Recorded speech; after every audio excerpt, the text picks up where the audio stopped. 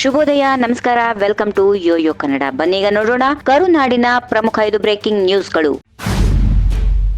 ಮೂಡ ಹಗರಣ ರಾಜ್ಯದಲ್ಲಿ ಸದ್ದು ಮಾಡುತ್ತಿರುವ ಬೆನ್ನಲ್ಲೇ ಸಿಎಂ ಬದಲಾವಣೆ ವಿಚಾರ ಮತ್ತೆ ಮುನ್ನೆಲೆಗೆ ಬಂದಿದೆ. ಈ ಚರ್ಚೆ ಬಗ್ಗೆ ಇದೀಗ ಲೋಕೋಪಯೋಗಿ ಸಚಿವ ಸತೀಶ್ ಜಾರಕಿಹೊಳಿ ತೆರೆ ಎಳೆಯುವ ಪ್ರಯತ್ನ ನಡೆಸಿದ್ದಾರೆ. ಸಿಎಂ ಬದಲಾವಣೆ ಬಗ್ಗೆ ನಾವು ಊಹೆ ಕೂಡ ಮಾಡಿಲ್ಲ, ಸಿಎಂ ಬದಲಾವಣೆ ಅಪ್ರಸ್ತುತ ಅಂತ ಯಾವುದೇ ಚರ್ಚೆಗಳಿಗೆ ಆಸ್ಪದ ಇಲ್ಲ ಎಂದು ಹೇಳಿದರು.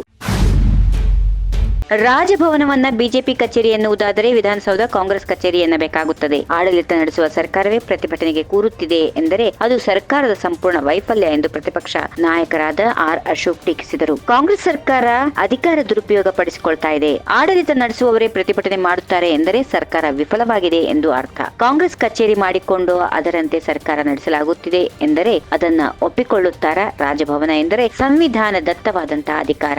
ರಾಜಭವನವನ್ನ ಬಿಜೆಪಿ ಕಚೇರಿ ಎನ್ನುವುದಾದರೆ ವಿಧಾನಸೌಧವನ್ನ ಕಾಂಗ್ರೆಸ್ ಕಚೇರಿ ಎಂದು ನಾವು ಹೇಳುತ್ತೇವೆ ಎಂದರು. ಕೇಂದ್ರ ಸಚಿವ ಎಚ್.ಡಿ. ಕುಮಾರಸ್ವಾಮಿ ಬಿಜೆಪಿ ಮಾಜಿ ಸಚಿವರಾದ ಶಶಿಕಲಾ ಜೊಲ್ಲೆ, ಮುರುಗೇಶ್ ನಿರಾಣಿ ಮತ್ತು ಗಾಲಿ ಜನಾರ್ದನ್ ರೆಡ್ಡಿ ವಿರುದ್ಧ ಕಾನೂನು ಕ್ರಮ ಜರುಗಿಸುವಂತೆ ಕಾಂಗ್ರೆಸ್ ಒತ್ತಾಯಿಸಿದ್ದು, ಈ ನಡುವಲ್ಲೇ ಸ್ಪಷ್ಟನೆ ನೀಡಿರುವ ರಾಜ್ಯಪಾಲ ಥಾವರ್ ಚಂದ್ ಗೆಹ್ಲೋಟ್ ಅವರು ಯಾವುದೇ ಮನವಿ ಪತ್ರಗಳು ಬಾಕಿ ಉಳಿದಿಲ್ಲ ಎಂದು ಹೇಳಿದ್ದಾರೆ.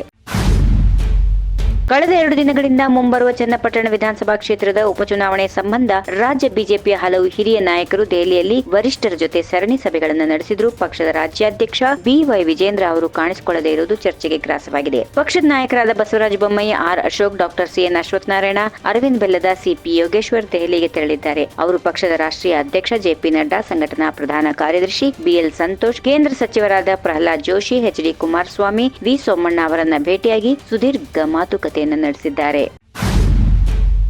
ಮುಖ್ಯಮಂತ್ರಿ ಸಿದ್ದರಾಮಯ್ಯನವರು ತನಿಖೆಗೆ ಯಾಕೆ ಹೆದರುತ್ತಿದ್ದಾರೆ? ಸಿದ್ದರಾಮಯ್ಯ ನಮ್ಮ ಪ್ರಶ್ನೆಗೆ ಇನ್ನೂ ಉತ್ತರ ಕೊಟ್ಟಿಲ್ಲ. ಈಗ ರಾಜ್ಯಪಾಲರನ್ನ ಎದುರಿಸುವ ಕೆಲಸ ಮಾಡುತ್ತಿದ್ದಾರೆ. ಕಾಂಗ್ರೆಸ್ನವರು ಬೆದರಿಕೆಗೆ ಯಾರೂ ಬಗ್ಗಲ್ಲ ಎಂದು ಕೇಂದ್ರ ಸಚಿವ ಪ್ರಹ್ಲಾದ್ ಜೋಶಿ ಹೇಳಿದ್ದಾರೆ. If you like this video, ಬೇಗ ಲೈಕ್ ಮಾಡಿ, ಕಾಮೆಂಟ್ ಮಾಡಿ, ಶೇರ್ ಮಾಡಿ ಹಾಗೂ ಯೋಯೋ ಟಿವಿ ಕನ್ನಡವನ್ನು ಸಬ್ಸ್ಕ್ರೈಬ್ ಮಾಡಿ.